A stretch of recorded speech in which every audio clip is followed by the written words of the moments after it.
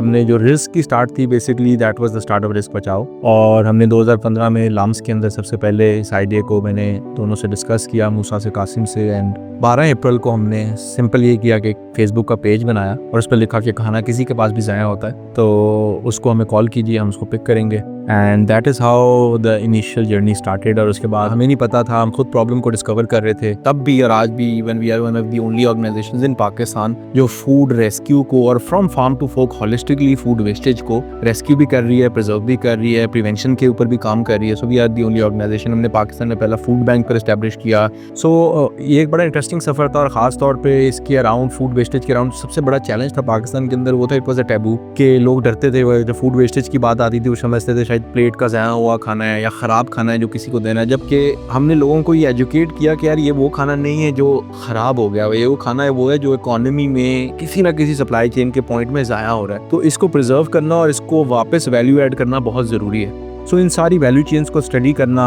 और इनको समझना कि कहाँ कहाँ किसके साथ हम कनेक्ट हो सकते हैं और किसको क्या सोल्यूशन प्रोवाइड कर सकते हैं। कहीं पे हम पिकअप सर्विस के तौर पर बंद कराए, कहीं पे हमने NGOs को कनेक्ट किया, कहीं पे